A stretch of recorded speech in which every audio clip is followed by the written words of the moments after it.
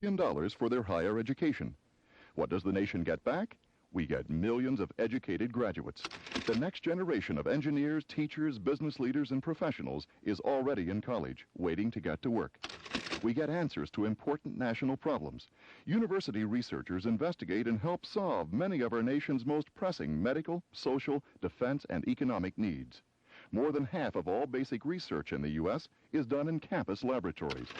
Universities help us meet our day-to-day needs. Their hospitals teach doctors and nurses, and they treat millions of citizens.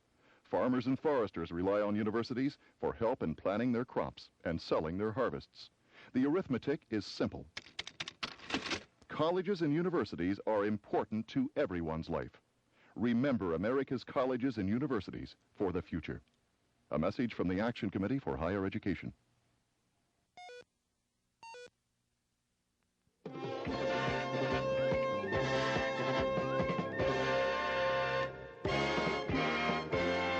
From the nation's capital, Mutual Radio presents The Larry King Show, Network Radio's leading coast-to-coast talk program. Call Larry now at 703-685-2177. That's 703-685-2177. Let the connection ring. We'll answer when it's your turn. And now, Network Radio's #1 interviewer, Larry King. He coined the term Spaceship Earth. He is now 88 years old. He is perhaps the best-known American thinker alive. He's been called the planet's friendly genius. He has written a sequel to Critical Path called Grunch of Giants. It is published by St. Martin's Press. He is Buckminster Fuller. On February 23rd of this year, he was accorded the Medal of Freedom by President Reagan. That's the highest civilian honor given in this country. He, by the way, has 48 honorary doctorates. He has been invited to speak at 550 colleges and universities around the world. Bucky Fuller. Tomorrow night, Eleanor Holmes Norton will be the guest. We'll have a night off, and Jim Bohannon will host the program. She is former chairman of the Equal Employment Opportunity Commission. And, by the way, on The Best of King this weekend, we'll repeat the interview with Dr. Cliff Lane on AIDS and John Fetters of the Securities and Exchange Commission. We go back to the phone calls and Cincinnati, Ohio, with Bucky Fuller. Hello. Yeah, I was just wondering if old Bucky is a lip reader, because he seems to understand you and he can't understand us. No, I think it's the tonal quality of a phone call is different than the voice in person. You don't read lips, do you? No. No. Oh. One of the engineers was explaining to me that there's a different tonal quality when people are deaf in the phone than in person. Okay, I just want to accuse him of a lack of integrity. No, he doesn't have that. Hollywood, California. Hello. Hi, Larry. 3 questions, please. What's he read for pleasure, and what poets does he like? What do you read for pleasure? I don't really have any. I do everything with pleasure, but I don't do it. It's a side affair. What poets? I just really read where my intuition tells me there may be some important information. What poets do you like? Poets? Poets. Well, I like Edna St. Vincent Millay. I like really most of the great poets, whether it's Rudyard Kipling or whoever it may be. How about Shakespeare? Shakespeare. Marvelous, absolutely magnificent. Okay, to what extent and how has age affected his intellect? All right, to what extent has age, in your opinion, affected your intellect? Affected my... Intellect. Only, I continually learn more, that's all I can say. You have no senility, right? Right. You have great memory. Yeah. Is the only infirmity of the ear? That's right. Good. I was born with very bad eyesight. They've completely corrected. I've got a new artificial hip. Okay, but Larry, in other words, has age somehow made him wiser? Are you wiser with age? The word wise, that's, I don't know what the measurement is. You ought to be able to have more and more experience. You ought to be able to make better decisions. Yet Bertrand Russell said when he was 90, when he was asked, what do you know? He said the only thing he knows is that he doesn't know. Yeah, that's another question, Larry. Was he influenced by Russell? Did he know him? All right, did Bertrand Russell influence you? Very, very little. Very little. Yeah. Did you know him? I did not know him personally, but I did read him, and many things. He goes through the mathematics, and I have a different picture of mathematics of synergetics. Yeah. What do you think of Gandhi? Of Indira, you're talking about? No, Mahatma. Mahatma Gandhi. I think he was a magnificent man, and when Indira Gandhi asked me way back 58 to meet her father, Nehru, and Nehru asked me to explain to him my general philosophy, and I said that I felt that Mahatma Gandhi was incredible in his effectiveness of his passive resistance, which did really break up the great strength of the British Empire. That's quite some capability. But I felt that he was not very good on the objective side, that this was a negative side where he's so skillful. He said he got up his cottage industries because he didn't want the people to get into the cities, because when they got into the cities, they became victims of the employers, and they were just sleeping in the streets and dying of starvation. So he got up his cottage industries, not because they were very good industries. So I said, I wanted Mr. Nehru to understand that I was engaged in trying to develop technology to be the most advanced technology, which would then be the way in which you carry on the difference against the passive resistance negatively, and this would be the positive side.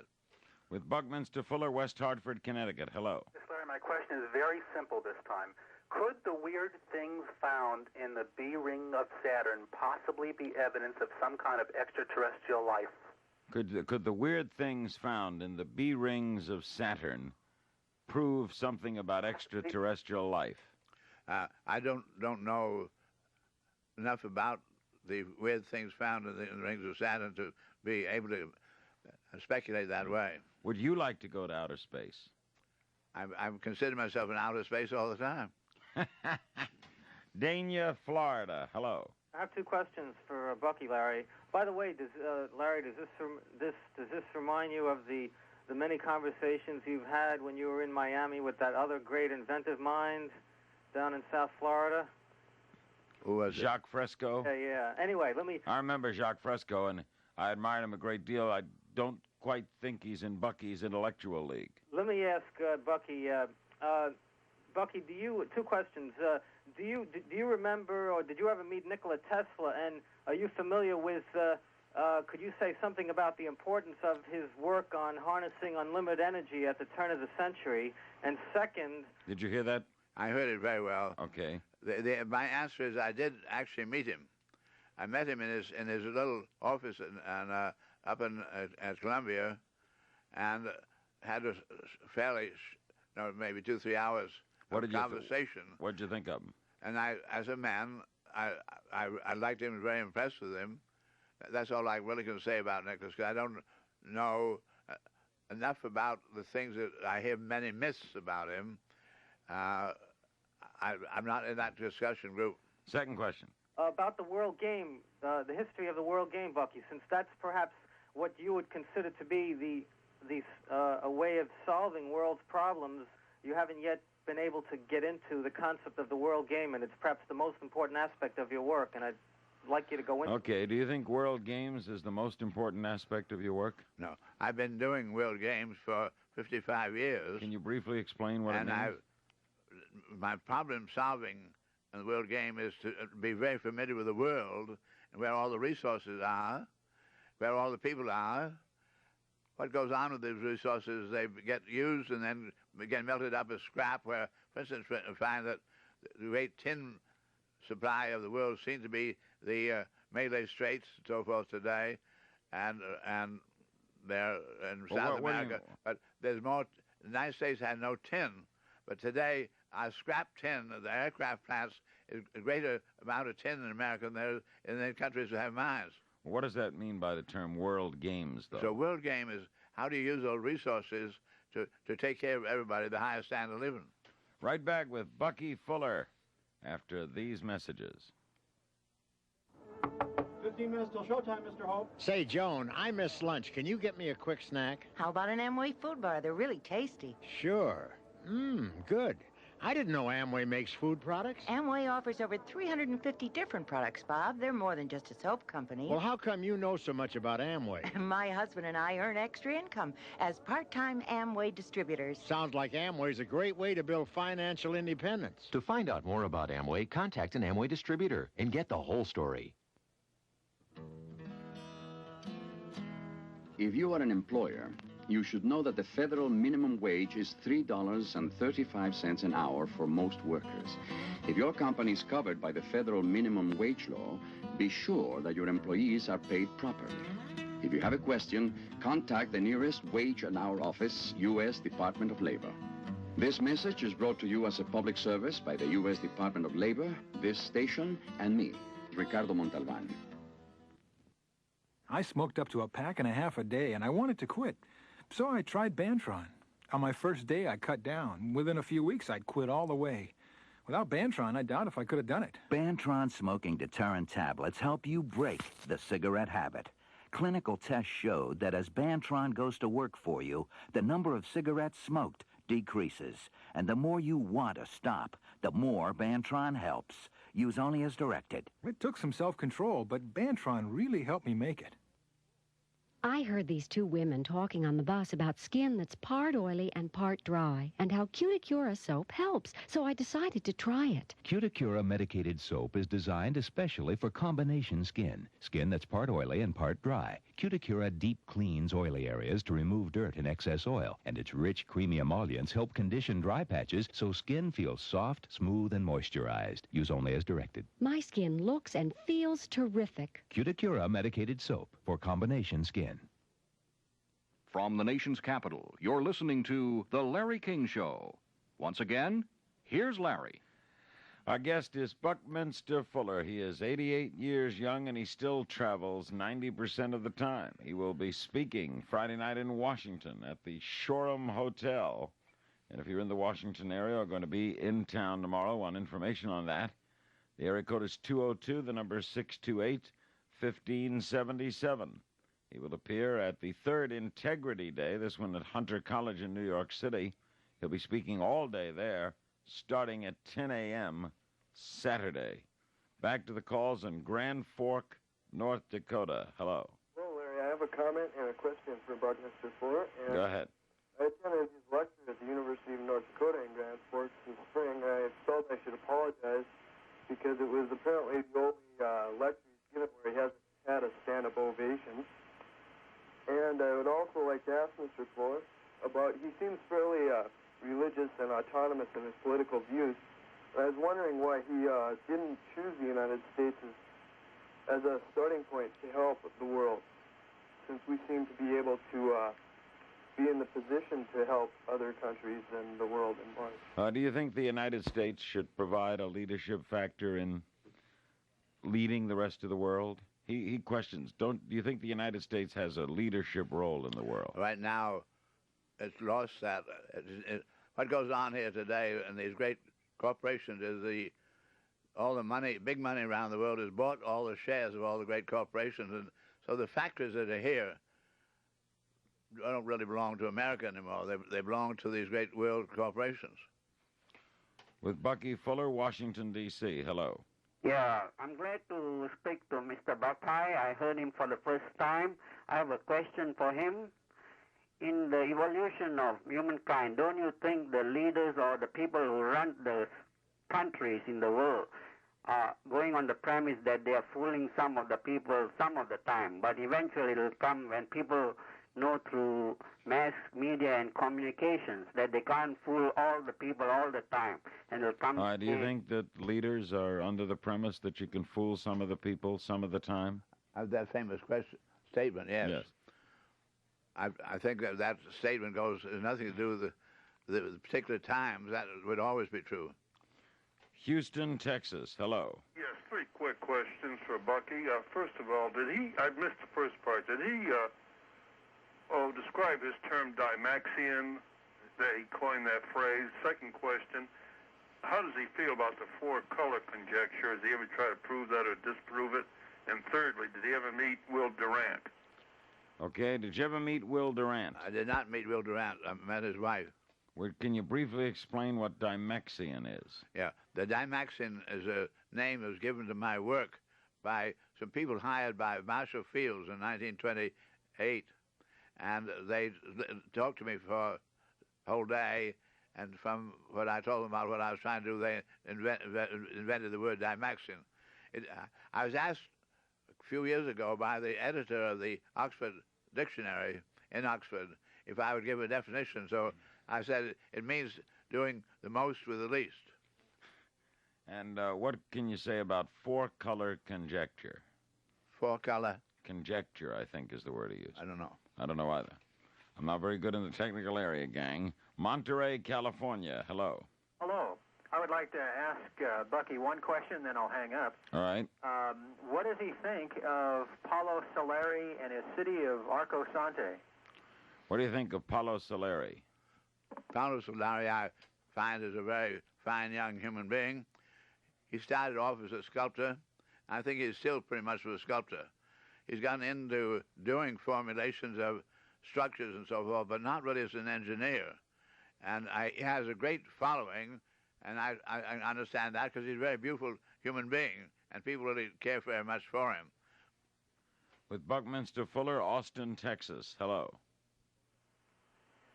Hello? I'm sorry, I couldn't hear you at all. Kunkel, Ohio. Hello.